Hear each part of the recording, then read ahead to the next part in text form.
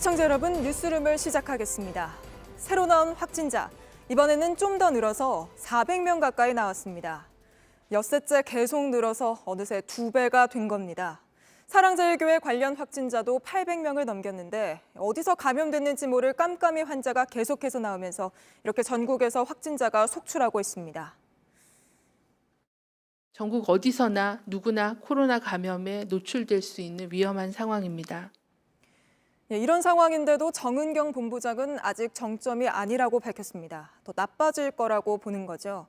다른 전문가들도 지난 2, 3월 신천지 집단 감염 사태 때보다 더 심각해 보인다고 입을 모읍니다. 특히 그때보다 지금이 고령 확진자가 많고 그만큼 중환자가 불어날 수 있어 더 위험하다고 보고 있습니다. 그래서 지금 시급한 문제가 환자를 치료할 병상입니다. 오늘 뉴스룸은 코로나19의 확산세 그리고 우려되는 병상 문제를 집중적으로 살펴보겠습니다. 먼저 유미애 기자가 오늘 환자 현황부터 전해드립니다. 새로 추가된 코로나19 확진자는 모두 397명입니다. 해외 유입 10명을 제외하곤 모두 국내에서 감염된 사람들입니다. 하루 신규 확진자로는 지난 3월 7일 이후 5달 만에 가장 많습니다. 신규 확진자는 지난 14일부터 열흘 연속 세 자릿수입니다. 열흘간 신규 확진자만 2,600명이 넘습니다. 최근 4일간은 계속 300명대에서 늘고 있습니다. 수도권 확진자가 비중이 많지만 수도권이 아닌 곳에서도 100명 가까이 나왔습니다. 전국적인 확산도 현실화된 겁니다. 특히 성북구 사랑제일교회 관련 확진자가 여전히 가장 많습니다. 오늘 낮 12시 기준 사랑제일교회 관련 확진자는 처음으로 800명을 넘었습니다. 서울 성북구 사랑제일교회와 관련하여 접촉자 조사 중 45명이 추가로 확진되어 현재까지 누적 확진자는 총 841명입니다. 서울시는 광복절 당일 광화문 인근에 30분 이상 머물렀던 10,000명에 대한 조사에 들어갔습니다. 수도권에서는 기존 집단 감염지에서 접촉자를 중심으로 한 확진 사례가 급증하고 있습니다.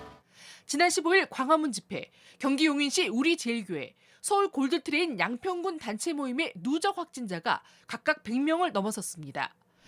방역당국은 사회적 거리 두기의 최고 수위인 3단계 격상을 검토하고 있습니다. JTBC 유미입니다. 문제는 여기서 더 나빠질 수도 있다는 겁니다. 평소 신중한 태도를 보여온 정은경 질병관리본부장조차 이게 정점이 아니라고 본다고 밝혔습니다. 그러면서 3가지 이유를 꼽았는데 이 내용은 배양진 기자가 짚어드립니다. 오늘 확진자가 거의 400명에 육박했습니다. 현재 이거를 정점으로 보고 있지는 않습니다. 더 증가할 수 있다고 보고 있습니다. 정은경 본부장은 이번 주가 더 문제인 이유로 3가지를 꼽았습니다. 첫 번째는 사랑제일교회 예배나 광복절 광화문 집회에 참석했지만 아직도 검사를 받지 않고 있는 사람이 많다는 점입니다. 이들로부터 N차 감염이 일어나 확진자가 더 늘 수 있다는 겁니다. 이른바 깜깜이 환자가 계속 늘고 있는 것도 걱정이라고 했습니다. 이들에 대한 조사를 진행을 하다 보면 또 다른 그런 대량의 노출이나 이런 것들이 확인될 수 있기 때문에 오늘부턴 전국에서 거리두기 단계가 2단계로 올랐지만 이번 주에 바로 효과가 나타나지 않을 가능성도 높습니다. 이미 지역사회에 발견되지 않은 환자가 많이 퍼져 있을 수도 있습니다. 이 때문에 전문가들 사이에서는 거리두기 단계를 지금이라도 3단계로 올려야 한다는 지적도 계속 나오고 있습니다. 방역당국은 유행 확산 속도를 지켜보고 있다며 사실상 매일 거리두기 단계를 높였을 때의 효과 등을 따져보고 있다고 했습니다. JTBC 배양진입니다. 네, 그렇다면 상황이 얼마나 더 안 좋아진다는 건지 코로나19를 취재하고 있는 배양진 기자와 한 걸음 더 들어가 보겠습니다. 자, 배 기자, 정은경 본부장이 아직 정점이 아니다 이렇게 밝혔는데요. 왜 그렇게 보고 있는 건지 또 확진자가 그러면 더 얼마나 늘어날 걸로 예상하고 있는 건지 먼저 설명해 주시죠. 깜깜이 환자 비율을 먼저 보면 됩니다. 지난 주말에 사랑제일교회발 확진자 집단 감염이 있었잖아요. 그런데 네. 그 이전에 이미 이런 일이 일어날 거라고 예측한 전문가들이 있었습니다. 네. 뭘 보고 예측을 했느냐? 감염 경로를 알 수 없는 깜깜이 환자 비율을 봤던 겁니다. 화면을 좀 보시면요. 네. 사랑제일교회발 확진자들이 나오기 전 시점입니다. 깜깜이 환자 비율이 2배 가까이 늘었었습니다. 네. 그러고 나서 바로 며칠 뒤에 사랑제일교회발 확진이 급격하게 늘면서 확진자도 2배 가까이 뛰었습니다. 국내 기준 확진자고요. 그러니까 이때 확진자가 갑자기 뛰었다고 생각할 수도 있지만 이미 전조 증상이 있었던 겁니다. 예, 그러니까 깜깜이 환자 비율이 높으면 확진자가 결국엔 많아진다 이렇게 보이는데요. 근데 지금도 이 깜깜이 비율은 높지 않습니까? 맞습니다. 깜깜이 환자가 한 명 나왔다면 이 환자가 이미 수십 명과 접촉을 해서 바이러스를 뿌려놨다고 봐야 합니다. 그러니까 예. 그 확진자의 접촉자를 조사해보면 주변에서 감염자들이 많이 나오는 겁니다. 문제는 최근 며칠 동안에도 깜깜이 확진자 비율이 상당히 많이 오르고 있다는 겁니다. 이제 벌써 20% 수준이고요. 이들을 감염시킨 확진자들이 이번 주에 나올 가능성이 높습니다. 최대한 네. 빨리 차단을 해야 하는 상황입니다. 예, 그러면 남은 해답은 거리 두기를 더 올리는 것밖에 없지 않나 이런 얘기가 많이 나오고 있잖아요. 예. 어느 정도 논의가 좀 되고 있습니까? 일단 단계를 올릴 요건은 거의 충족이 됐습니다. 최근 2주 동안엔 하루 평균 확진자가 162명 나오고 있고 이 더블링, 그러니까 전날보다 확진자가 2배 느는 현상도 지난 주말에 네. 이미 2배 가까이 뛰는 상황이 2차례 있었습니다.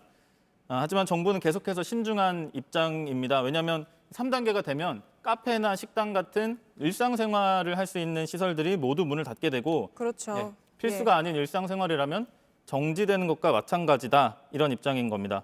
다만 전문가들 사이에서는 이미 지난주부터 3단계로 올려야 하는 것 아니냐는 지적은 나오고 있습니다. 네. 정부가 지키려고 하는 게 일상생활인데 시기를 놓쳐서 대유행이 일어나면 그것마저도 잃어버릴 수 있다는 게 이유입니다.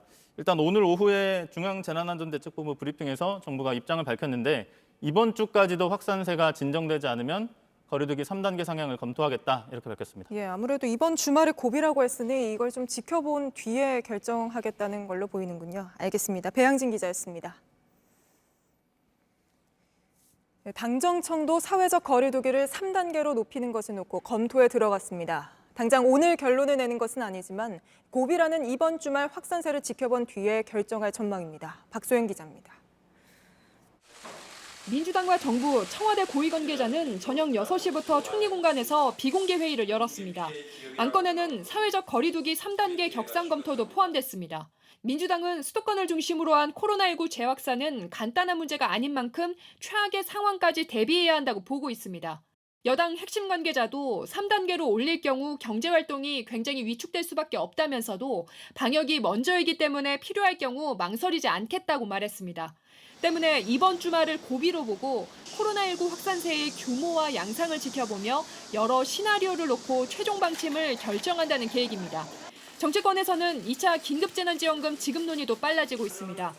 김종인 미래통합당 비대위원장은 여당에 재난지원금 지급 논의를 서두르자고 제안했고 민주당도 머리를 맞대자고 응답했습니다. 다만 재정당국은 재원 마련에 대한 부담으로 1차 때처럼 전 국민을 대상으로 한 지급 방식에 대해서는 난색을 보이고 있습니다. JTBC 박소연입니다. 지금부터는 부족한 병상 문제를 짚어보겠습니다. 중환자가 일주일도 안 돼 3배로 늘면서 경기도에는 이제 중환자 병상이 딱 하나 남았습니다. 오늘도 한 60대 확진자가 상태가 안 좋아 기계호흡기까지 달았지만 병상이 부족해 바로 상급 종합병원으로 옮기지 못했습니다. 먼저 이도성 기자 리포트 보시고 전문가와 한 걸음 더 들어가 보겠습니다. 경기도에 사는 한 60대 여성은 오늘 오전 확진 판정을 받았습니다. 이 여성은 지난 7일쯤 사랑제일교회를 방문한 것으로 추정됩니다. 이후 숨이 차면서 기계호흡기를 달았고 의료진이 상급 종합병원으로 옮겨야 한다고 판단했지만 이송이 미뤄졌습니다. 가까운 병원에는 중환자 병상이 없었기 때문입니다. 결국 서울 한 병원에 있는 다른 환자를 경기 남부 지역으로 이송하고 나서야 이 여성이 병상을 옮길 수 있었습니다. 오늘 0시 기준으로 사랑제일교회 확진자의 약 40%인 337명이 고위험군인 60대 이상 고령으로 나타났습니다. 이에 따라 전체 60대 이상 확진자는 지난 7일 동안 70명에서 128명으로 늘었습니다. 전체 확진자의 30%대 수준입니다. 지난주까지 10명대를 유지하던 중환자 수도 최근 급격하게 늘었는데 중환자 가운데 60대 이상은 80%가 넘습니다. 집단 발병 사례 중에는 60대 이상의 고령층들이 차지하는 비율이 높기 때문에 위중증 환자의 증가에 영향이 있었다라고 보고 이들 중환자들에게는 산소 마스크 등이 갖춰진 병상이 필요합니다. 어제 기준으로 입원 가능한 중환자 병상은 전국 119개, 이 중 수도권에는 70개만 남았습니다. 정부는 다음 주까지 추가로 병상 30개를 확보하겠다고 밝혔습니다. JTBC 이도성입니다. 보신 것처럼 경기도는 이제 중환자 병상이 딱 하나 남은 상황입니다. 경기도 쪽 병상을 관리하는 총책임자는 눈물로 호소하고 싶은 심정이라고 하는데요. 모시고 지금 상황이 얼마나 심각한 건지 점검해 보겠습니다. 임승관 경기도의료원 안성병원장 나와 계십니다. 네, 원장님 어서 오십시오. 네, 오랜만에 뵙습니다. 네, 이 병상이 부족해서 계속 조율해야 하는 긴급한 상황인데도 이렇게 나와주신 이유가 있을 것 같습니다. 상황이 얼마나 심각한 겁니까? 오늘 오후 한 5시 기준으로 경기도의 격리 환자가 860명을 좀 넘었습니다. 네. 이게 딱 일주일 전인 지난주 일요일 이 시각에 428명이었으니까 2배 이상이 좀 점핑을 한 거죠. 예. 지난 2주일간 이런 상황들을 예비하기 위해서 병상을 확보하는 작업들을 꾸준히 해왔는데요.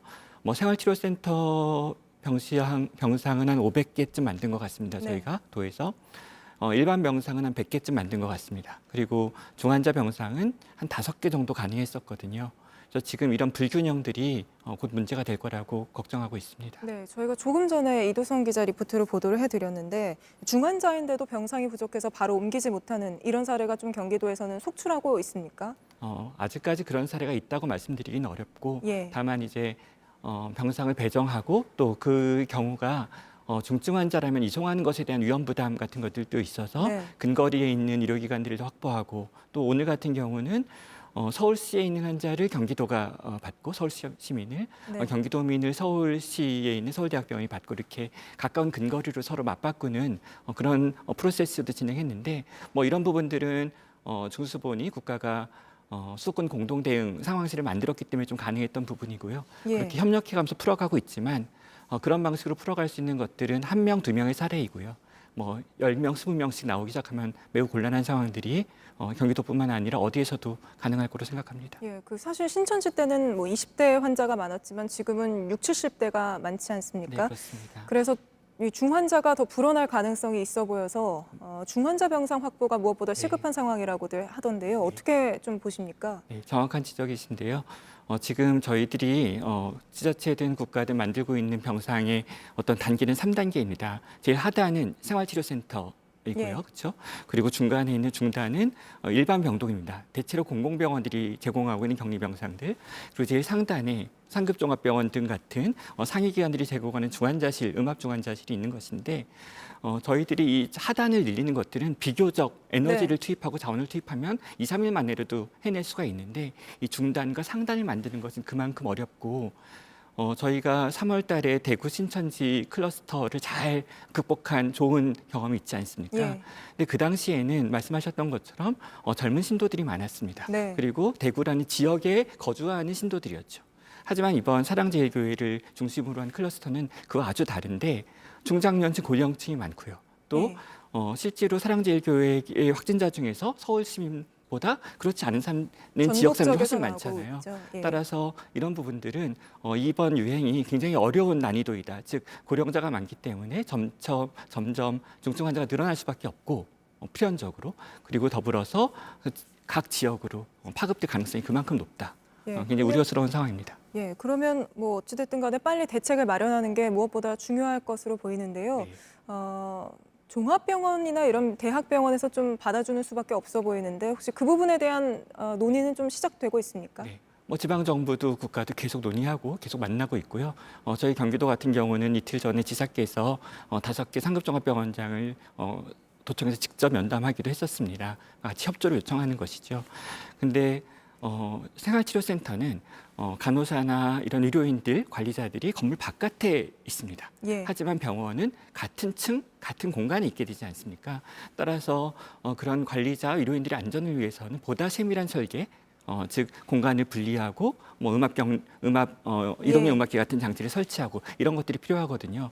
그래서 우리가 원한다 그래서 내일 만들 수가 없습니다. 지금 공사를 하고 지금 기계를 발주하고 지금 인력을 모집한다고 해도 결국은 일주일 정도는 시간이 걸릴 거거든요. 따라서 예. 지금 매우 엄중한 시기입니다. 예, 아무래도 계속 확진자 수가 늘어나고 있고 정은경 본부장도 이게 정점이 아니라고까지 밝힐 정도이기 때문에 서둘러서 좀 대책을 마련하는 게 필요해 보이는군요. 네, 예, 말씀 여기까지 듣겠습니다. 감사합니다. 네, 고맙습니다.